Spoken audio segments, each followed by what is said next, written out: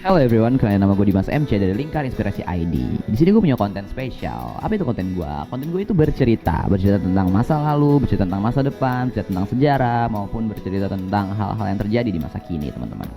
Oke, gue sekarang tuh lagi ada di Kopi Mangat atau Koma Cilandak. Kita minum kopi dulu biar makin enak. Nih gula aren enak banget, gue udah habis 2 botol. Dan ini botol ketiga.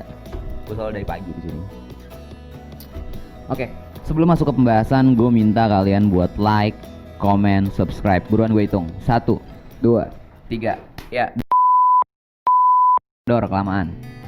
Pencet ya, jangan sampai nggak dipencet tuh subscribe-nya. Oke, kita ngebahas namanya hancurnya sistem imun manusia akibat resistensi bakteri. Ya.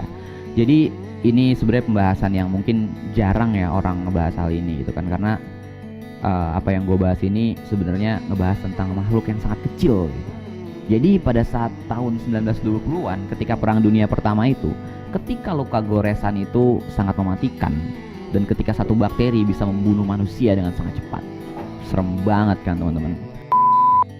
Dan parahnya lagi, kita sedang berjalan ke masa itu, masa dimana the infection horror.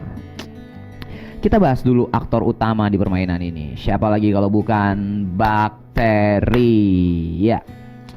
Bakteri ini ada di mana-mana, teman-teman. Ada di handphone, ada di baju, ada di gelas, ada di laptop dan barang-barang yang kita pegang sehari-hari lah. Bahkan gak usah jauh-jauh, mereka tuh juga ada di tubuh kita dan mereka itu bisa terbang. I'm flying solo. Itu lagunya Pamungkas ya. Gue juga nggak tahu nih mereka bisa terbang tuh terbang naik apa. Mungkin Adam Air kali ya. Karena mereka tuh mudah terbang, mudah juga jatuh atau hinggap di mana-mana gitu. Dan jumlah mereka itu banyak banget, ada triliunan. Oke, selain mereka beraktivitas di luar tubuh kita, mereka itu juga beraktivitas di dalam tubuh kita. Dan jumlah mereka itu ada banyak banget teman-teman. Dan mereka ini adalah satu mikroorganisme pertama dan tertua yang hidup di bumi. Jadi mereka tuh udah kenyang banget makan asam garam hidup gitu kan, alias ahli dalam bersurvival. Bahkan sebagian dari mereka itu udah berevolusi dan mampu bertahan pada suhu ekstrim gitu ya. Dan fakta lagi nih, kita harus bicara fakta ya. Jumlah mereka itu 10 kali daripada sel normal tubuh kita. Tapi tenang, sebagian dari mereka itu adalah bakteri-bakteri baik dan hanya sebagian kecil aja yang bakteri jahat atau menyerang kita. Dan itu kita namain aja bakteri jahat. Oke, kita bahas bakteri jahat sekarang. Hanya beberapa aja sih supaya ya kita tahu-tahu dikit-dikit lah. Pertama adalah salmonella. Penyebab utamanya itu disebabkan melalui makanan ya. Jadi penyebaran salmonella ini melalui makanan. Nah, penyebab penyakit pencernaan juga si salmonella ini. Dan penyakit yang disebabkan salmonella itu disebut namanya salmonellosis. Jadi gejalanya adalah demam, diare, kram perut setelah 8-72 jam mengkonsumsi makanan yang terkontaminasi oleh bakteri salmonella ini. Gejala lainnya itu ada sakit kepala dan mual ya.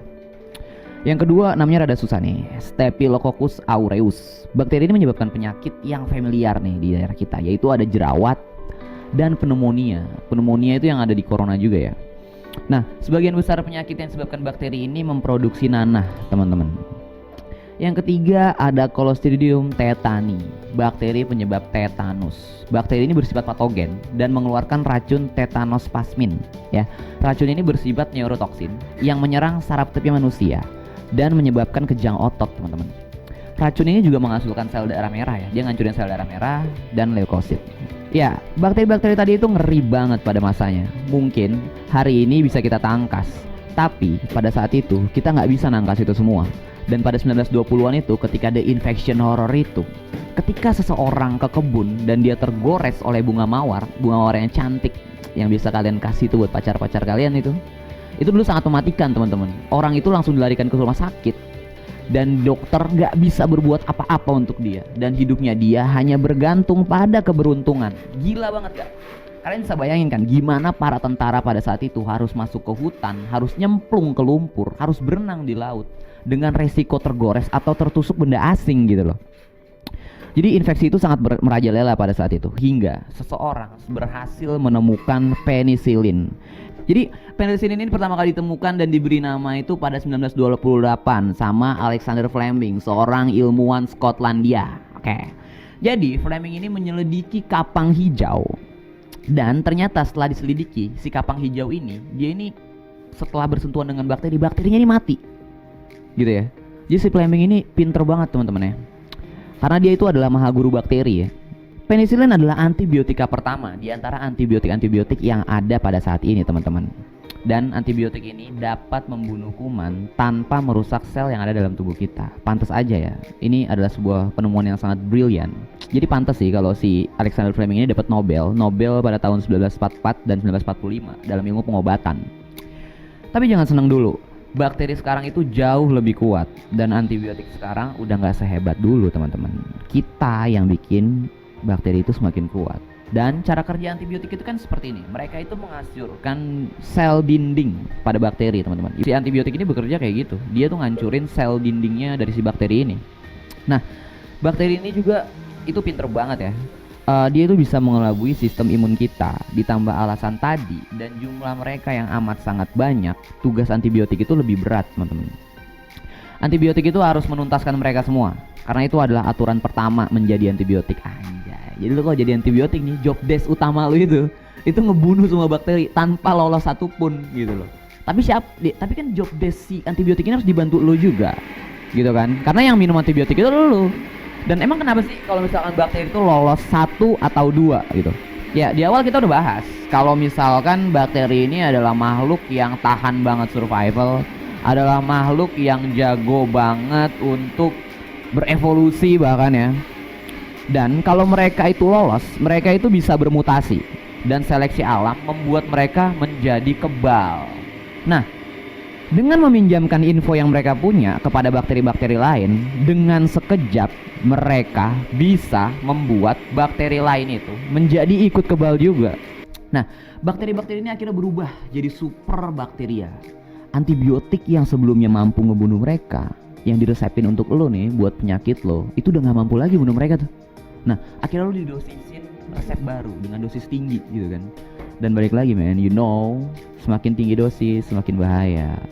Karena biar bagaimanapun obat itu adalah racun. Ya. Obat itu adalah sebuah racun yang ditakar untuk memberikan efek terapeutik atau efek kesembuhan. Tapi ingat, racun tetaplah racun, berbahaya. Nah, antibiotik dosis tinggi ini mungkin bisa ya ngebunuh si superbakteria ini, tapi resikonya kalian harus mengkonsumsinya itu lama jangka waktunya.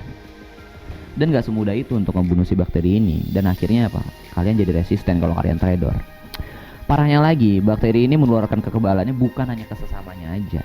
Dia juga menularkan ke jenis yang lainnya teman-teman. Jadi ketika di tubuh lo itu ada 2 bakteri dan mereka bertemu dan akhirnya mereka saling bertukar informasi lagi, ya udah, mereka akhirnya sama-sama kebal dan bareng-bareng nyerang tubuh kalian, nyerang organ-organ yang ada di tubuh kalian. Dan itu bahaya banget.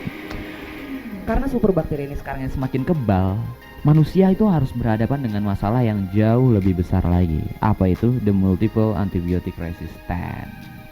Nah, ini ya. Dari sekian banyak bakteri yang ada di dunia, 10 dari mereka itu sudah kebal.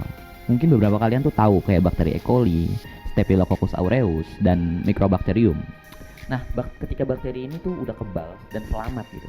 Dan penyebabnya adalah kita.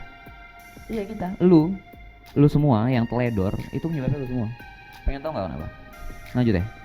Jadi penyebab utamanya itu ketika lo menyalahgunakan antibiotik gitu kan. Bukan hanya narkoba men yang disalahgunain, tapi antibiotik juga. Misalkan kayak gini.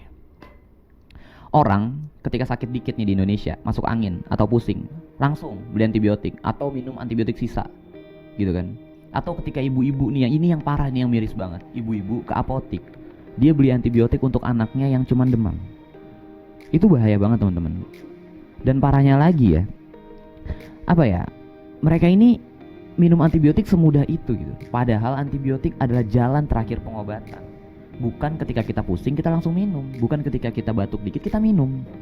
Nah, kalian tahu nggak kalau kalian ke dokter, ketika kalian dapat obat banyak, ada satu obat yang dipakemin gitu sama dokter, kayak dibilang ini harus habis. Sadar nggak sadar itu adalah antibiotik teman-teman. Coba deh kalian cek obat-obatnya.